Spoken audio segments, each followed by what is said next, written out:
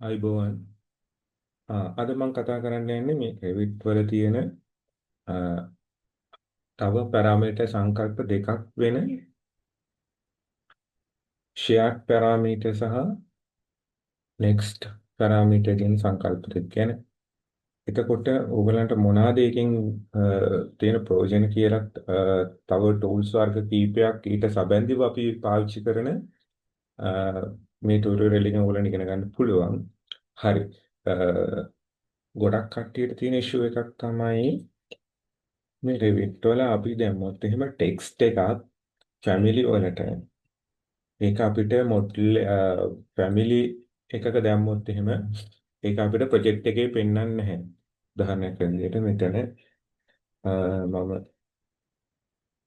F1 කියලා දාමු. මෙතන feature 1 කියන එකට F1 කියලා දැම්මොත් මෙතනින් ගිහිල්ලා ටැග් කරලා දැම්මේ ඒක මෙතන පෙන්වන්නේ නැහැ අපිට.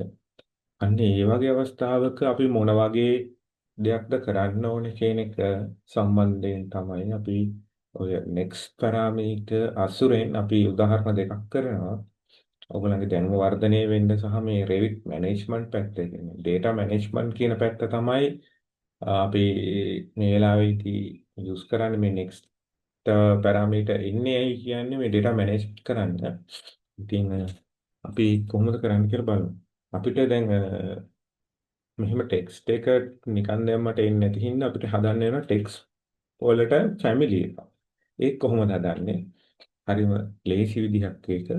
ඔයාලට යන්න පුළුවන් file new family ඊට පස්සේ මොකද යන්න ඕනේ? English ඊට පස්සේ යන්න මෙතන annotative ඊට පස්සේ මෙතන තියෙනවා යාළුවනේ generic annotative. This is one. Yeah. You can select this one. ඔයාලට මේක select කරන්න පුළුවන්. Okay. ඔයා මේක delete කරගන්න. You can delete this one and ඔයා create යන්න. ඊට පස්සේ label යන්න. ඔයාට මේක center එකේ නම් තියාගන්න ඕනේ center එකේ තියන්න.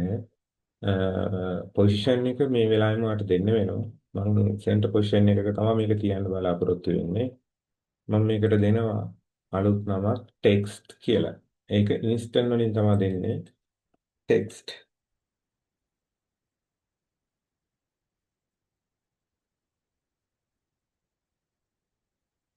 text කියලා දුන්නා.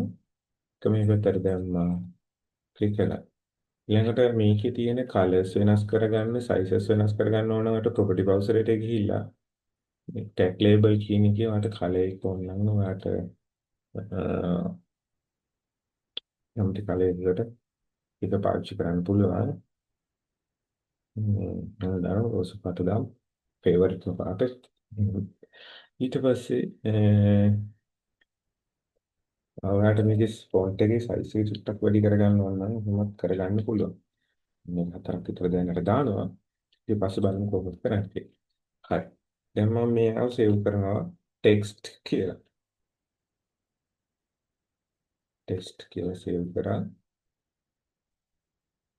ඊට පස්සේ මම යාව මගේ feature එකට load කරගන්නවා මෙන්න මේ විදිහට. මම පුංචි වැරද්දක් කළා. මොකද මේක නම්බරයක් විදිහට තමයි දැන් ඉන්නේ. එතකොට මේ ඔයාලට තියෙන්නේ මම select කරනවා edit යනවා. එතන test කියන එක delete කරලා අපි පොඩ්ඩක් ආයෙ process එකම කරමු. create යනවා. label යනවා. මෙතන position එක කියලා select කරනවා. that's right. මෙයාව අරන් අපි delete කරලා මෙයා කරන්නේ මෙතන ඔයා හදා ගන්න ඕනේ මේ length කියන එකනේ. ඒක text දා ගන්න ඕනේ. මම ඒක text දාගත්තේ නැහැ. ඒක අතන බිඳුවක් වෙන්නේ නේද? text. okay. instant දා ගන්න අනිවාර්යෙන්. ඒක දැම්මා.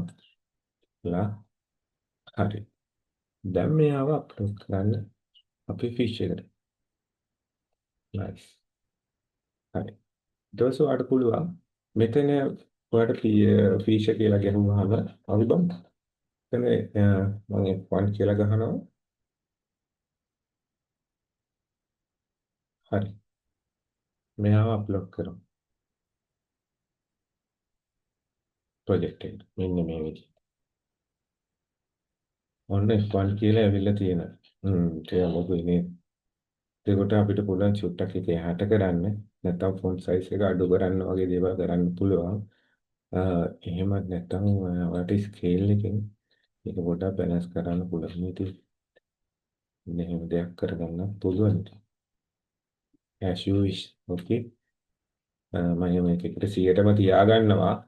මොකද මේක එකට 100ට තියාගත්තේ නැත්නම් යාළුවනේ මම ගත්ත ස්කේල් එක වර්ධනය කළා. මාත් මෙතනත් එකට 100 තියාගන්නවා. මේ විදිහට.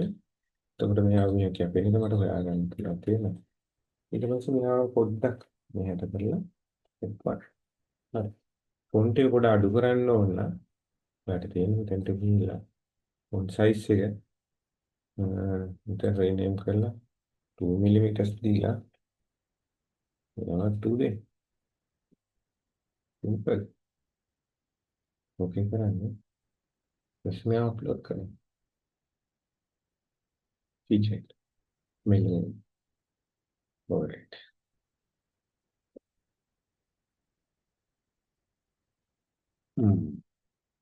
දැන් මේව ගිහලා අප්ලෝඩ් කරාම ටෙස්ට් ප්‍රොජෙක්ට් එකට අප්ලෝඩ් කරාම මෙන්න මේ විදිහට පිළිවෙලට ඔයාලට මේකේ නම් F1 කියලා එයාගේ පර්මනන්ට්ම ෆැමිලි එකට ටැග් වෙලා එනවා. හැබැයි ඔයාලට සමහර වෙලාවට ඕනේ වෙනවා මෙන්න මේ F1 කියන එක F2 මෙයා F3 එහෙම කියලා කැටගරි වයිස් වෙනස් කරන්න ඕමනාවක් ආවොත් 2 3 4 කියලා මෙයා නම් කරන්න ඕමනාව වුණත් අන්න එතකොට අපි තමයි ඔය concept එකේ ඉන්නේ. මෙයාව එහෙම select කරලා next family එක. يعني family මේක දැන් වෙන family එකක්නේ. එතකොට මේ family එකට තව parameter එකක් තියෙනවා. වෙන parameter එකක් ඇතුළේ ඉඳගෙන. next parameter කියන්නේ concept එක එතනින් තමයි එන්නේ. ඊට පස්සේ මම කරන්නේ මෙයාගේ මෙහෙම instant ගිහිල්ලා මෙයාගේ දානවා test කියලා. ඊට පස්සේ මෙයාගේ identification data වල තමයි ගොඩක්ම ඔය අපි දාන identification data වලට තියාගන්න ඕනේ. එතකොට මම මෙතනට identification data කියලා දාලා මෙයා ඕකේ කරනවා. මෙයාවත් මම ඕකේ කරනවා.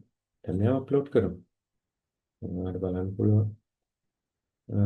මෙයාව අල්ලලා ඔයාලට මෙතන මේ ඉලක්කම දාගන්න පුළුවන්. මෙන්න මේ විදිහට. හරි.